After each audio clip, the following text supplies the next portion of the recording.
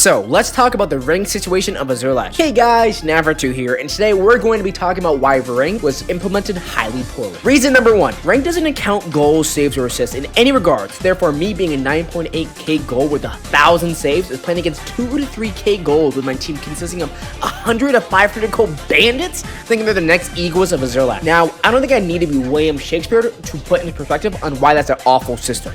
Instead, I, along with many others, believe that they should have placed gold in the starting bracket. For example, anyone below 1,000 gold would be placed within bronze, 1,000 to 5,000 would be placed in silver, and 5,000 plus would be placed in gold, and that would be that. Additionally, please base the ranks off elo and not the ranks, because gold should not be wiping out bronze demons. Reason number 2, ranked lobbies are terribly managed, and that contributes to everything because devs for some reason can't make a functioning serverless system. Deepwood was able to do it perfectly fine, so there shouldn't be any reason why Azure Latch cannot.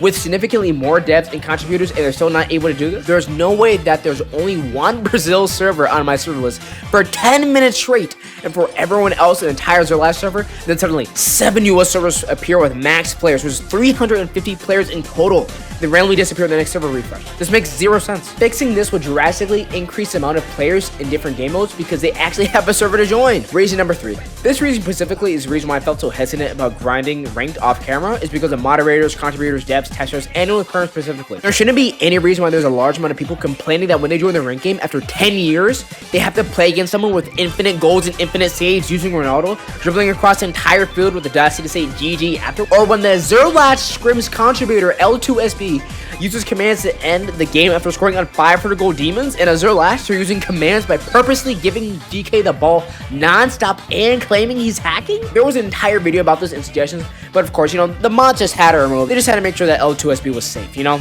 that's already incredibly scummy. Now, I get that L2SB has a history of using commands in the game, and that's perfectly fine. But after being strictly told by mods, official testers, and owners that it'd be instant perm removal if they used their commands, and L2SB purposely did it anyways, and to this day, he still doesn't have his perms removed. Now, I've been told by many people who are road inside the server that they were pinged multiple times on not doing this, but I can't link the names or screenshots that may get them in trouble, and I really hope they don't. An easy fix to this, like something so simple, would just be disabling all forms of perms inside of a ranked match. If there's any hack or anything, you just grab their username after and just ban them. That's really it. Reason number 4. Please God ramp the entire system behind the ranking lobby. 11v11 is practically dead, and if you somehow get a match in 11v11 ranked, you are quite literally getting the same amount of elo as playing 5v5, which makes near to no sense. Now, this would be a problem if you were able to consistently get into a 11v11 match, but since you can't, here's a suggestion on how to actually play the game. Instead of the terribly ranked server system with clicking on servers, make it an open menu that allows players to choose their general region, like NA East, NA West, NA Central, EU, etc. You get the general idea, and make this a part of their default profile so that they only have to do this once. They can change this later if they want to.